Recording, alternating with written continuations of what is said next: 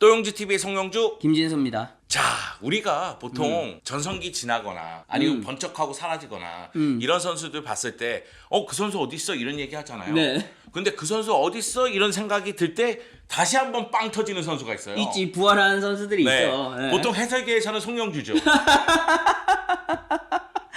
헛소리 하지마 임마.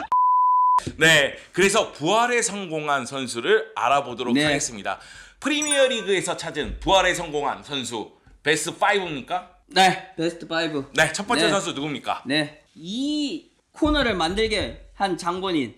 네, 맨유의 프레드. 오, 프레드. 선수입니다. 오 프레드. 아. 이거 다른 데 거 해주면 안 되는 거 아니야? 아니야, 우리 거기 도움 우리 많이 해줘야 돼. 받았어. 오 프레드. 오 프레드가 정말 18-19 시즌에 영입됐을 때 제 장점이 뭐야? 뭐 하는 애야? 무색무취 이런 선수였는데 올해는 정말 장족의 발전을 해낸 최고의 드라마틱한 변화를 일으킨 그런 선수죠. 그런 느낌 들었어요. 강제로 각성한 느낌. 강제로 네. 그런 느낌이 있죠. 쓸 선수가 없다 보니까 어쩔 수 없이 계속 출전했는데 오라 터지네. 점점 좋아져. 점점 좋아지는 그런 느낌이었고 정말 꾸준한 출전과 주변의 지원으로 자신감을 좀 회복했다고 하더라고요. 그리고 브라질 선수들이 이제 넘어오면서 적응에 좀 고생을 했는데 그런 것들도 주변 동료들을 통해서 좀 도움을 받았다고 하더라고요. 특히 브라질 선수들이 잉글랜드로 넘어올 때 맨체스터 시티의 이제 페르난지뉴 선수에게 도움을 많이 받는다고 하더라고요. 프레드 선수도 그 선수의 도움을 받아서 맨유에 또 적응할 수 있도록 또 많이 됐고 그러면서 경기력이 쭉쭉 올라가는 기동력을 앞세운 중원 싸움과 또 빌드업 플레이에 관여하는 뭐야 제가 그 전 시즌에 그 선수가 맞아라는 맞아. 그런 플레이를 보여줬었죠. 그러니까 프레드 같은 경우에는 프리미어리그 템포라든가 피지컬 싸움에 완벽하게 적응을 마친 네. 느낌이에요. 네. 사실 뭐 꼰대스러운 얘기를 좀 하자면 과거부터 프리미어리그는 브라질 선수들에게 굉장히 어려운 무대였어요. 맞아요. 일단 네. 날씨가 안 맞아. 그려 날씨가 잉글랜드 네, 글씨가. 거기다가 또 뭔가 좀 기술 좀 부리려 하면 애들이 까. 그리고 네. 너무 빨라. 그렇죠. 그런 측면에서 네. 봤을 때는 브라질 선수들이 프리미어리그에서 고생하는 경우가 있었는데 프레드도 그런 경우가 아니었나. 그러면서 이대로 얘는 못 살아난다. 이런 생각을 김진수 기자가 할 때쯤 나는 살아났지. 그때쯤 여기서 프레드가 날 이렇게 까내 빵 그냥. 부활한 거야. 네, 여기서 뭐 부활했다라고 할 수 있는 표본을 또 잠깐 말씀을 드리자면은 스탯으로 봤을 때 평균 패스가 지난 시즌엔 45.2회였는데 올 시즌엔 61.4회로 늘었습니다. 이제 영향력이 그만큼 늘어났다는 거죠. 그리고 키 패스가 0.7에서 1.4회로 두 배로 뛰었어요. 그 다음에 이 수비적인 스탯을 봤을 때도 태클이 1.7회였는데 2.2회 좀 더 적극성을 가지고 수비에 기여를 하기 시작했고 인터셉트도 0.9회에서 1.4회 이제 가로채기를 해서 공격으로 전환하는 능력도 많이 좋아졌다는 얘기죠. 모든 기록이 향상됐네요. 그렇죠.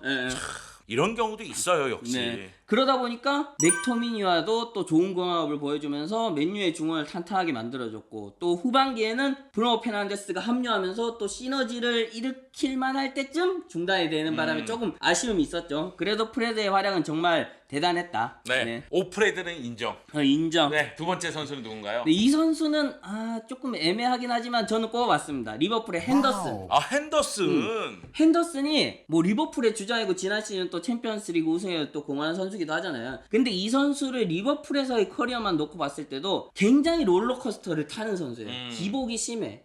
물론 이제 이 선수가 다재다능하고 팀에 공헌하다 보니까 이 자리 저 자리 좀 굴리는 면도 있고 하다 보니까 기복을 타는 면도 있지만은 올 시즌에는 또 활약이 좋았다. 네. 지난 시즌에는 좀 굴곡이 있었지만 올 시즌에는 또 초반까지 무난하다가 후반에 약간 후진 배치되면서 영향력이 살아나기 시작했다. 그러면서 올해의 선수에도 언급될 정도로 좋은 활약을 펼쳤다. 그러니까 파비뉴가 문제가 있을 때는 그 자리에서도 핸더슨이 워낙에 잘해줬기 때문에 사실 핸더슨 하면은 많은 분들이 무슨 소리야 얘는 그냥 잘하는 애야 얘가 왜 빵 터졌어 다시 이렇게 얘기할 텐데 좀 굴곡이 있다 보니까 그렇죠. 네. 김진수 기자는 내려갈 때만 생각하거든요. 우리는 올라갈 때만 생각하잖아. 원래 암울한 사람들이 남 안 되는 꼴만 보는 거든요. 그래. 그러다 보니까 핸더슨을 뽑았군요. 네, 그렇습니다. 네, 핸더슨이 간헐적으로 또 공격에 가담할 때도 멋있어요. 이게 번쩍거리는 면이 있거든요. 위력적으로 이제 볼에 직간접적으로 관여하면서 할 때 탈압박도 또 순간적으로 했는데 어라? 이런 것도 해? 라는 이런 면이 있었거든요. 그런 면에서 핸더슨이 정말 올 시즌 또 살아나는 퍼포먼스를 보여줬다. 네. 세 번째 선수는 누군가요? 네, 이 선수는 첫 번째로 꼽은 프레드 선수와 약간 동병상련이라고 볼 수 있는데요. 첼시의 조르지뉴. 아, 조르지뉴. 조르지뉴가 지난 시즌에 영입됐을 때는 첼시의 골칫덩어리였어요. 좀. 아, 초반에는 그래도 이래서 될 것 같구나. 그렇지. 예. 그랬는데 상대의 전진 압박이 확 들어오니까 그걸 뚫지 못하다 보니 그러다 보니까 첼시 팬들이 사리 감독 밑에 조르지뉴를 보면 사리가 생긴다. 그런 얘기가 있었잖아요. 네네. 그래서 올 시즌에도 시즌 시작하기 전에 이 선수 처분하고 중원을 새롭게 짜야 되는 거 아니냐 그런 얘기들도 있었는데 어라? 램파드 체제에서는 뭔가 좀 다르다. 네. 이런 모습을 보여줬죠. 아, 사실 사리 감독이 떠날 때 첼시 팬들이 조르지뉴도 데리고 가 이런 얘기 많았어요. 네, 그렇죠. 이탈리아로 돌아가게 되는 거니까. 네 양아들이라며 아들 놓고 어디가 이런 네. 얘기 했었거든요. 네. 그런데 조르지뉴가 램파드 감독 밑에서는 진짜 한 단계 더 향상된 듯한 느낌. 상대의 압박에도 탈압박을 하거나 아니면 효과적으로 패스를 돌리면서 공격 전개에 도움을 주고 순간순간 예상치 못한 슈팅이라든가 아니면 패스의 정확도라든가 이런 부분들이 눈에 확확 띄더라고요. 네, 올 시즌에 인상적인 거는 램파드 체제가 에너지 레벨이 굉장히 높은 그런 축구를 해왔잖아요. 네. 근데 그러다 보면 자칫하면은 이제 안정감이 좀 떨어질 수 있는데 조르지뉴가 후방에서 약간 그런 것들을 잡아주는 역할을 했다. 그렇게 볼 수 있겠고요. 그럼에도 피지컬적으로 이제 수비를 좀 보호한다거나 이런 면에서 좀 아쉬움이 있었는데 그런 것들도 전술적으로 잘 해결해내면서 램파드 체제에서 중요한 역할을 했었죠. 네. 조르지뉴 보면은 진짜 사람은 오래 살아야 돼.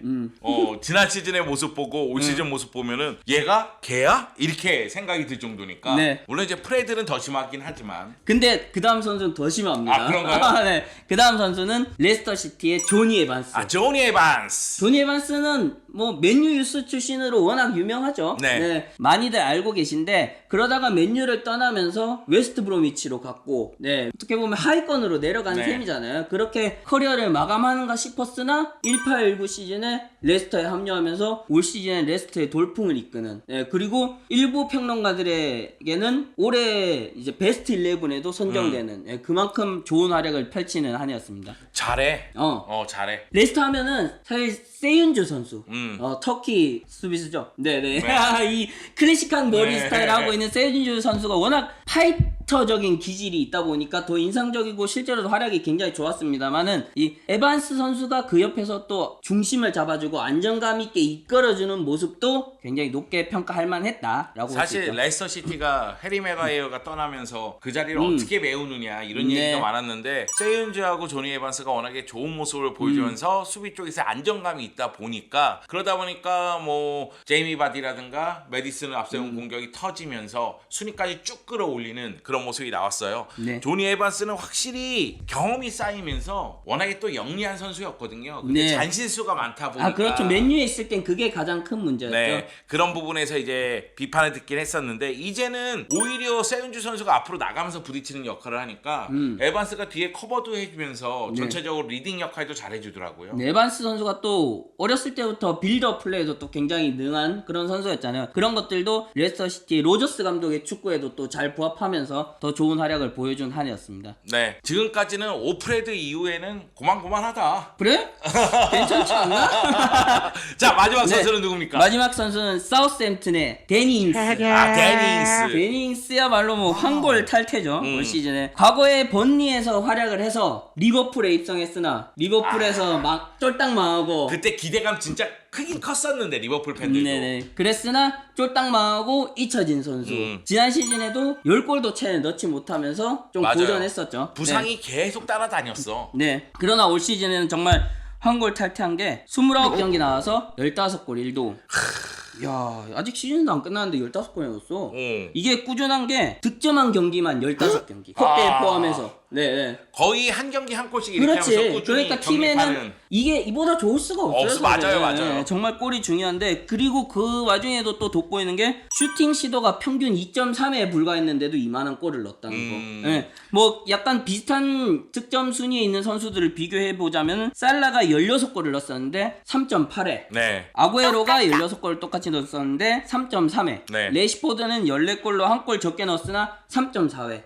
물론 이제 슈팅을 많이 때리는 게 나쁜 건 아니에요. 그만큼 맞아요. 기회를 만들어낸다는 뜻이긴 하지만은 이 사우스햄튼 같이 기회가 적은 팀에서 적은 슈팅으로 이렇게 많은 순도 높은 골을 기록한다는 건 그만큼 중요하고 좋은 거죠. 우리가 보통 이제 적중률 예상하잖아요. 네. 때렸는데 골로 연결한다. 원샷 원킬이다. 네, 그래야지만 저격수다. 뭐 네. 이런 얘기 많이 하잖아요. 네. 그런 측면에서 데니 잉스는 말 그대로 사우스햄튼의 저격수다운 모습을 보여줬다. 네. 이렇게 평가할 수가 있을 것 같아요. 네. 저도 데니 잉스 경기를 해설했었거든요. 네. 잘해. 잉스 선수가 올 시즌에도 또 좋은 게 패스 성공률은 하락했어요. 지난 시즌에 72.4%에서 올 시즌에 57.9%인데 이게 나. 이게 나. 이게 왜 그러냐면 예전 같은 경우에는 자꾸 빠져가지고 볼 뭐 주고 그러니까, 들어가고 주고 그런데 뭐 만들려고 하다 어, 보니까 그렇게 된 지금은 거죠. 볼을 잡고 나서 어떻게 해서든 버티고 들어가려고 네. 하는 상황에서 패스를 하다 보니까 패스 성공률은 떨어질 수밖에 없어요. 네네. 그리고 중요한 게 전방 압박을 굉장히 부지런하게 해줘요.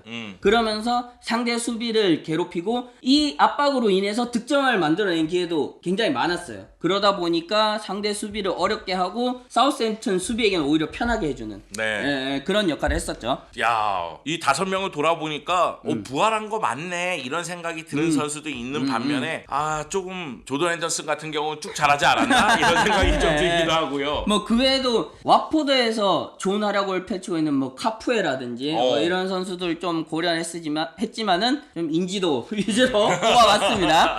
네. 인생은 끝까지 살아봐야 됩니다, 여러분. 우리가 지금 이 상황이지만은 언제 구독자가 3만 4만 될지 몰라요. 거기서 그치면 안 되지. 10만 20만 얘기해야 되는 거 아니야? 야. 너무 소박했다. 넌 야망이 있구나. 그렇지. 나는 한계가 보여서. 네. 네. 우리도 언젠가 부활할 겁니다. 네. 여러분도 언젠가 부활하겠죠. 아니 근데 부활한 거는 빵 터지고 난 다음에 죽어야지 부활하는 거 아니야? 일단 빵 터져야 되겠다. 그러니까 일단 터져야 돼. 그렇군요. 네. 저희 열심히 해서 한번 빵 터트려 보겠습니다.